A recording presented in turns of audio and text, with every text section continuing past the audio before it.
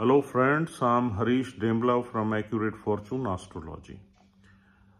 दोस्तों, कन्या लगन में आगे बढ़ते हैं और देखते हैं यदि चंद्रदेव छठे घर में आ जाएं तो हमें क्या फल देंगे। देखिए दोस्तों, कन्या लगन में चंद्र को हम एक मारक प्लैनेट मानते हैं क्योंकि ये 11th हाउस का लॉर्ड है। और लेकिन 2 नंबर राशि जो है शुक्र देव की राशि 9 नंबर साइन में पड़ी हुई है और चंद्र 9 यानी कि एग्जॉल्ट हो जाता है 2 नंबर साइन में, तो इसका संबंध जो है 9th हाउस से भी है। और अब ये छठे घर में आ गया 11 नंबर साइन में शनि देव की राशि में। और छठे घर का संबंध है रोग से, ऋण से, शत्रु से, जॉब से, सर्विस से, मारामारी से, दिनचर्या से, डेली लाइफ से, हमारे स्मॉल पेट्स से, हमारे मामा के घर है, छोटे मामा का घर है। और शनिदेव की राशि है, शनिदेव की 11 नंबर राशि नौकरी की राशि है, इनकम की राशि है, हमारी इच्छाओं की पूर्ति की राशि है, हमारी ग्रुप्स की राशि है, भीड़ की राशि है और टेक्नोलॉजी की राशि है। बड़ी इंडस्ट्रीज भी हम इसी राशि से देखते हैं।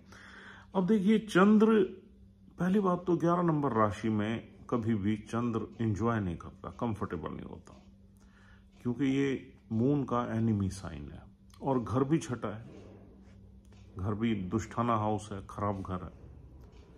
अगर इनकम के घर का लॉर्ड छठे घर में बैठ जाए तो हमारा जो इनकम होती है उसका संबंध डेट से बन जाता है, लोन से बन जाता है, रिपेमेंट ऑफ लोन से बन जाता है, यानी कि outflow of our money most of the time goes into repayment of loans. और फिर कहीं ना कहीं हमारे वर्क एनवायरनमेंट में हमारे एनिमीज भी ज्यादा रहते हैं। हालांकि हम अपने एनिमीज को अपने अच्छे बिहेवियर से, अपनी इमोशन से, रिलेशनशिप से कोशिश करते हैं उनको हैंडल करने की, लेकिन फिर भी वो हमारे हिडन एनिमी हमारे अगेंस्ट काम करते रहते हैं, क्योंकि 11वां घर हमारे नेटवर्क सर्कल का है और छठा घर हमारे एनिमीज का है। तो नेटवर्क सर्कल में ही हमारे एनिमीज आसपास रहते हैं। हमारी इच्छाओं की पूर्ति होने में बहुत टाइम लगता है, क्योंकि शनि हमारे बड़े ट्रायल्स लेते हैं। हमारी फाइनेंसिस में अप डाउन्स रहते हैं, उतार चढ़ाव रहते हैं। हमारी इमोशनल लाइफ भी ट्रबल में रहती है, हमारी इमोशनल लाइफ में इनस्टेबिलिटी रहती है। अगर हमारी इमोशंस रिलेशनशिप्स में है तो डेफिनेटली यहाँ पर ट्रबल्स रहेंगी, ऊपर नीचे चीजें रहेंगी हमारे रिश्तों में। और हमारा जो एल्डर सिबलिंग्स है वही हमारे अगेंस्ट काम करते हैं, उनसे भी हमारी नहीं बनती, क्योंकि 11th हाउस हमारे एल्डर सिबलिंग्स का है, छठा घर हमारे एनिमीज का है। हाँ, कभी कभी ऐसा हो जाता है, अगर ये पॉजिटिव तरीके से चंद्र बैठा हो तो हमारे एल्डर सिबलिंग्स कभी कभी हमारे रिपेमेंट ऑफ डेट्स में हेल्प कर सकते हैं। और 11वें घर से हम देखते हैं अपनी इनकम, और छठा घर है हम सर्विस देने का। We provide service to the people and we earn money. अब यहाँ पर हेल्थ को अगर हम देखते हैं तो हेल्थ में भी यहाँ कई तरह की डेफिशिएंसीज मिलती हैं हमारे। कहीं ना कहीं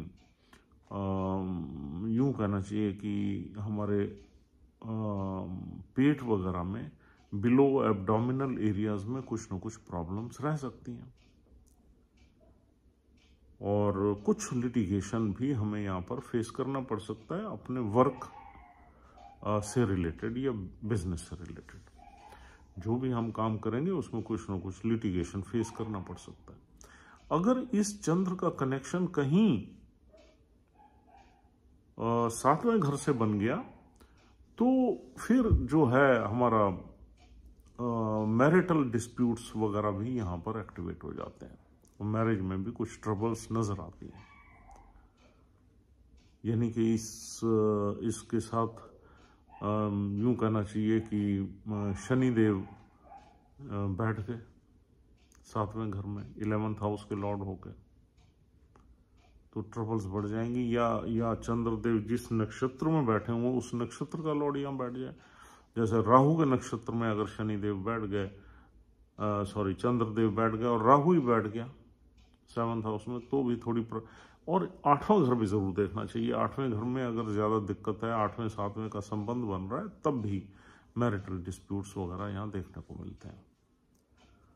तो कुल मिला के ये पोजीशन जो है बहुत फेवरेबल नहीं है। और हमारे 9th हाउस में 2 नंबर राशि है, चंद्र उसको भी कहीं ना कहीं अपना ही मानता है, तो डेस्टिनी भी हमारी इनस्टेबल रहेगी, हमारे भाग्य में उतार चढ़ाव रहेंगे, हमारे रिश्तों में थोड़ी सी प्रॉब्लम्स रहेगी, फादर से भी हमारे वैचारिक मतभेद रह सकते हैं, बड़े सिबलिंग से भी रह सकते हैं, बड़े लोग जो हैं जहाँ हमसे एल्डरली पीपल हैं उनके साथ भी हमारे रिश्ते ज़्यादा अच्छे नहीं रह सकते, और हमारी मदर की हेल्थ में भी यहाँ पर प्रॉब्लम्स देखने को मिलती हैं। इमोशनल इंस्टेबिलिटी की वजह से ओवरऑल रिलेशनशिप भी हमारी बहुत अमेजिंग नहीं रहती यहाँ पर। तो डेट्स को लेके, डिसीज को लेके, लिटिगेशन को लेके, एनिमीज को लेके हमें सफर करना पड़ता है।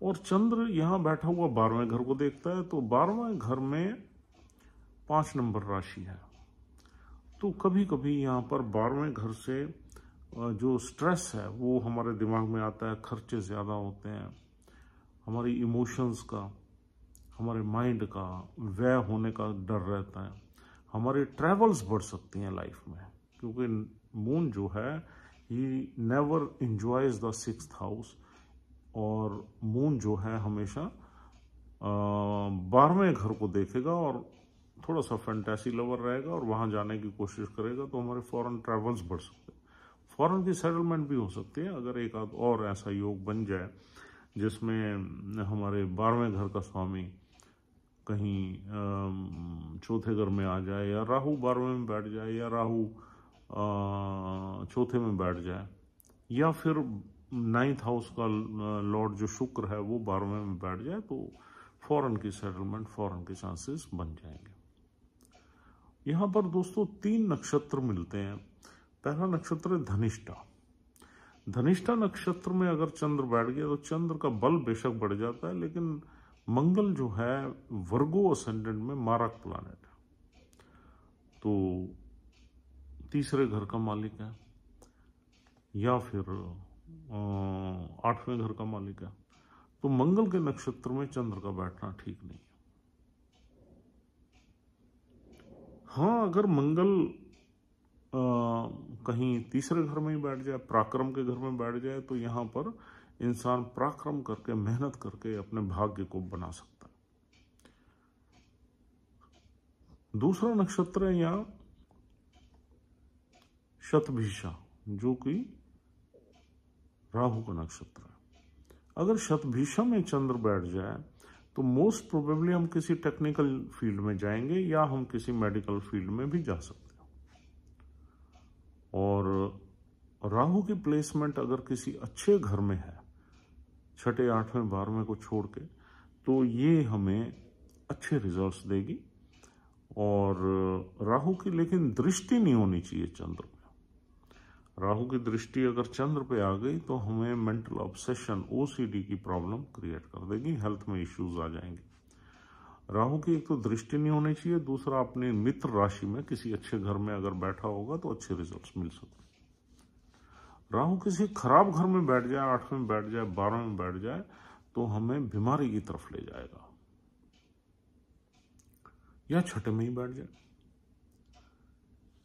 और तीसरा नक्षत्र है पूर्व भाद्रपद, उसके 3 चरण मिलते हैं इस राशि में, वो गुरुदेव का नक्षत्र है। अगर गुरुदेव के नक्षत्र में यहाँ पर चंद्र बैठ जाए तो चंद्र अच्छा ही माना जाएगा, लेकिन गुरु की प्लेसमेंट अच्छी होनी चाहिए। जुपिटर अगर अच्छा बैठेगा तो इस चंद्र से अच्छा काम ले लेगा। और गुरु के नक्षत्र में जब भी चंद्र होता है तो चंद्र में एक विजडम, इमोशंस के साथ साथ एक विजडम काम करती है, और उस विजडम से इंसान अपने बड़े बड़े काम कर लेता है। अगर कहीं डिस्प्यूट में फंस जाए छठे घर के, तो वो विजडम उसे निकाल के ले जाती है। लेकिन उसमें सिर्फ एक ही जो बात हमें देखनी है वो है उस गुरु की प्लेसमेंट सही होनी चाहिए। और दूसरा, गुरु की अगर प्लेसमेंट खराब होगी तो नेचुरली हमें प्रॉब्लम्स रहेंगी, गुरु कुछ हेल्प कर नहीं पाएगा। लेकिन फिर भी गुरु के नक्षत्र में चंद्र का बैठना अच्छा ही माना जाता है। तो दोस्तों, इस तरह से मिले जुले रिजल्ट्स यहाँ देखने को मिलते हैं। अगर आपके चार्ट में भी ये प्लेसमेंट है तो डेफिनेटली यू विल फील कि हाँ यार, ऐसी मेरी लाइफ में कुछ जर्नी चल रही है। और थोड़ा सा ये प्लेसमेंट हमें मेंटल स्ट्रेस, रिस्पॉन्सिबिलिटीज, थोड़ा सा ह्यूमिलेशन कभी कभी भी देती है।